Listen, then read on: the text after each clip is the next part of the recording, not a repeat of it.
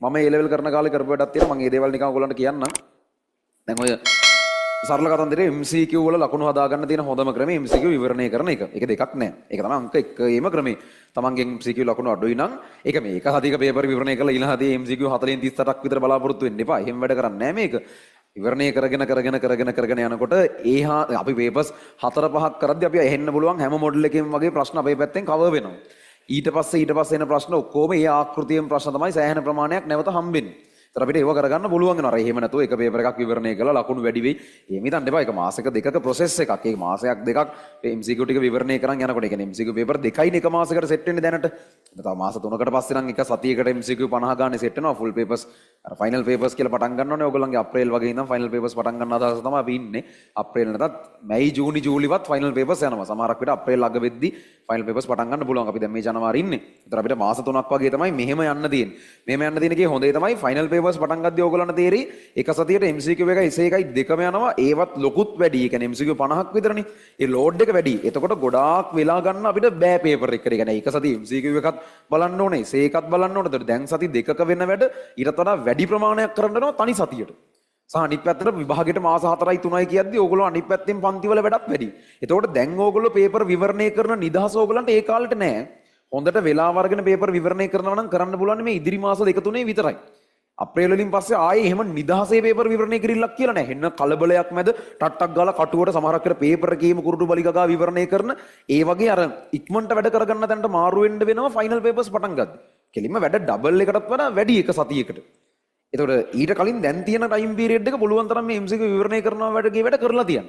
MCQ paper 5ක් විවරණය කරලා ඒ කියන්නේ මාස දෙකක විතර වැඩක් යනකොට තමයි ඕගොල්ලන්ට අර MCQ ඇහෙන්න පුළුවන් හැම මොඩල් එකේම විවරණ ඕගොල්ලෝ ලියලා තියෙනවා වෙන්නේ. ඊට පස්සේ ඔයගොල්ලන්ට කොයි ප්‍රශ්නයක්වත් ඔයගොල්ලෝ දන්න මොඩල් එකේ ප්‍රශ්නයක් අනිවාර්යෙන් ඒක. ඒක කරන්න බලන්න. කොහොමද මම හින්දා MCQ වලට මම කරලා තියෙන වැද්දගත්ම තීරණාත්මක දේ මම මේ ලෙවල් කරන කාලේ MCQ විවරණය කරපු එක. ඒ කියන්නේ මම මගේ ආකෘතිය වනේ මම ඔයගොල්ලන්ට කලින් කියන්නේ මම පේපර් එක ඉවරනාට පස්සේ ඩිස්කෂන් අරෙන්ජ්මන්ට් තිබ්බට පස්සේ අර වෙනම කොලයක් අරගෙන ඒ කොලේ පිටුව 8කට වගේ බෙදා ගන්නවා. ප්‍රශ්නාංක ටික ඒකේ එක කොටුවේ දාගෙන යනවා. ඊට පස්සේ ඒ කොටුව පෙරෙන්න ඒ ප්‍රශ්න අදාළ විවරණේ ලියාගෙන යනවා.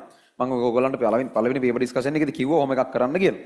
වෙනම මෙහෙම එකක් කරා මෙහෙම කොටු වලට කඩාගත්තා. පළවෙනි ප්‍රශ්න දැම්මා ඒක විවරණය කරා. දෙවෙනි ප්‍රශ්න දැම්මා ඒක විවරණය කරා. තුන්වෙනි ප්‍රශ්න දැම්මා ඒක විවරණය කරා. හතර ඔහොම කරගෙන යනවා. මොකක් කරේ ප්‍රශ්නයක් ලේසි නම් මම ඒක ඉතුරු කරලා ඊළඟ එකට යනවා. අර ගොඩාක් ලේසි ඒවා හැමදාම එකම වගේ ඔය විවරණය කර ඉඳලා තේරුමකුත් නැහැනේ. පේපර් දෙක තුනක් විවරණය කරද්දී ඊට පස්සේ යද්දී පේපර් එකේ ප්‍රශ්න 10ක් විතර කලින් කරපු જાතිවල ඒවා. ඒවා ඕනේ නැහැ. ඒවා ඉතුරු කරලා ඊළඟ ඒවට යන්න. ඒක ප්‍රශ්නයක් නැහැ. කොහමද ඕක කරා එකක්. ඊට පස්සේ මම මෙන්න මෙහෙම දෙයක් කරනවා. හැම මාසෙම අන්තිමේට ඒ මාසෙට අදාළව මම විවරණය කරපු MCQ පේපර් ටික තියෙනවනේ. ඒ පේපර් ටිකට අදාළ කොළ ටික හරි පොත හරි මම කොළවල කරලා පේපර් එකත් එක්ක ක්ලිප් කරලා තිබ්බ එක මම කිව්වේ ඒක Tamanට ගැලපෙන විදිහට පොතක කරගෙන යන්නත් පුළුවන් අවුලක් නැහැ. මම කරන දෙයක් තියෙනවා හැම මාසෙම අන්තිමේට ඒ මාසෙට අදාළව ওই විවරණය කරපු කොළ ටික අරගෙන ඒවල තියෙනවනේ ඉතින් මම විවරණ ලියපුවා මම ඒ ටික නැවත බලාගෙන යනවා. නැවත බලාගෙන යද්දි මට සමහරක් ඒවා අහුවෙනවා ටිකක් දැන් අමතක වෙලා වගේ ගිහිල්ලා. ඒ කියන්නේ විවරණේ ලිව්වට දැන් වෙද්දි මතක නැහැ. එහෙම වෙනව හරියද? සාමාන්‍ය මිනිහෙක්ගේ ඔළුව ප්‍රෝග්‍රෑම් වෙලා තියෙන්නේ සතියක් යනකොට තමයි ඉගෙන ගත්ත දේෙන් 150ක් අමතක වෙන්නේ. ඊට තව සතියක් යනකොට ඒක 120 වගේ දුරටම අමතක වෙලා යනවා ඔක්කොම ටික. ඒ කියන්නේ අර මාත්‍රිකා අනුමාත්‍රිකා විතරයි මතක. ආයෙ මොකුත් මතක නැහැ. ඒක තමයි normal human brain එක ප්‍රෝග්‍රෑම් වෙලා තියෙන විදිහ. ඒකට අපිට කරන්න දෙයක් නැහැ. ඒකට කේන්ද්‍රී කාලය වැඩක් නැහැ. ඒකට ගැළපෙන විදිහට මොකක් හරි මේ ක්‍රමවේදයක් හදන්නයි තියෙන්නේ. කොහොම හරි මේ මම කරන දේ මාසෙ අන්තිමේට අර ටික ආයෙ බලනවා. බලද්දි දැන් මට තේරෙනවා සමහරක් ඒවා ආයෙ අමතකයි කියලා. මම ඒ ටික නිකන් හයිලයිට් කරනවා. කියවගෙන කරනවා මම හයිලයිට් කරලා අන්තිමේට වෙනම මම පොඩි පොතක් තියාගෙන තියෙනවා. අර ගොඩක් ළමයි කරන වැඩක් තියෙන මේ අර වැදගත් MCQ කරුණු එකතු කරන්න වගේ පොඩි පොතක් තියානින්. එම් පොතක් තිබුණා බයෝ වලට එම සෑහෙන ලොකු එකක් තිබෙනවා. ඒ කියන්නේ බයෝ වලට තමයි ලොකුම පොත තිබුණේ. ෆිසික්ස් වලට එම් පොතක් තිබෙන්නේ නැහැ. ෆිසික්ස් වල මම ඒක කරන්න ගියාට ඒක කරගන්න බැරි වුණා. ඒ කියන්නේ ගණන් තියෙන්නේ අර තියරි කියලා පොතක එකතු කරන්න පුළුවන් මට්ටමේ එකක් නෙවෙයි ෆිසික්ස් කියලා තියෙන්නේ. ඒක ඉතින් පුළුවන් තරම් ගණන් අදහද යෑමක් තියෙන්නේ. අර කෙමිස්ට්‍රි වලට බයෝ වලට ඕක කරන්න පුළුවන් වුණා. ඒකට අදාළව වෙනම පොතක අර විවරණවල මට හවු වෙන වැදගත්ම දේවල් වෙනම එකතු කරනවා. එතන මම විවරණය කරනවා ඒ සතියේ මාසාන්තිමේට මාස කරපු ඔක්කොම විවරණ ටික අරන් නැවත බලන් යන ගමන් ආයේ දෙවෙනි වතාවක් බලද්දි වඩා වැදගත් කියලා හිතෙන ඒවා ටික වෙනම MCQ බෑන්ක් කියලා මම නිකන් ඒකට නමක් දාගත්ත එකක් තිබ්බා. ඒත් ඒ කාලේ මොකක් හරි පන්තියක කරපු වැඩකට අදාළව උපුටාගත්ත වචනයක් හරි MCQ බෑන්ක් හරි ඕං මොකක් හරි ගන්න නමකුත් දාගෙන ඒක පොතේ කරුණු අංක දදා ලියනවා. ඉතින් කරුණු 200 ගණන් 300 ගණන් ඒක ලියවෙනවා ටික ටික යද්දි. කරුණු 500 600 ඒ වගේ ගණන් දක්වා ඔක ටික ටික මට හරීම ඉලක්කව මතක නැහැ. බයෝ වල කොහෙටද කියන ලොකු ප්‍රමාණයක් ගමන එක පොතක් ඉවරලා තව පොතක් එකට අමුණන්න වෙන මට්ටමට එහෙම බයෝ වල එහෙම අර එහෙම විශේෂ කරුණු පේපර්ස් වල අහුන එකපාරක් විවරණය කරද්දිත් ඊළඟ සැරේ බලද්දිත් වැදගත් කියලා හිතුණ කරුණු එකතු කරනවා. ඊට පස්සේ විභාග කියන්නේ වාර විභාගයක් ආවොත් හරි නැත්නම් ටිකක් අර තීරණාත්මකව කර විභාගයකට කලින් දවසේ ওই MCQ පොත තමයි බලන්නේ මම. ඒතකොට මම පන්තිවල කරලා තියෙන වැඩවලින් මට සාමාන්‍යයෙන් පේපර් වලදිත් කරලා විවරණය කරලත් ඒත් අමතක වෙන ටික මං ගාව වෙනම පොතක තියෙනවා.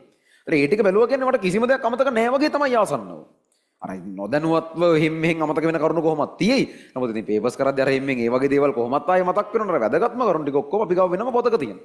මං කියන්නේ තමන් මේක දැනන් හිටියේ නැත්නම් මේ වගේ කරුණක් ඒ පොතේ එකතු වෙන්න ඕන මට්ටමේ එකක්. ඒතර ආය ආය තමන් බලාගෙන යද්දී අර ඒ කියන්නේ කිසියම් මොකක් හරි හිතන්නකෝ වාර විභාගයක් තියෙනවා නම් ෆස්ට් සයි ළමයෙකුට නැත්නම් ඒ ලෙවල් වලට කලින් හරි නැත්නම් අර ෆයිනල් පේපර්ස් වගේ පටන් ගන්න කිට්ටුව හරි නැවත මේ පොත බලනවා. ඒතර මේ වෙනකන් ඉගෙන ගත්ත ඔක්කොම වැදගත් දේවල් ටික එක එකතු වෙලා තියෙනවා.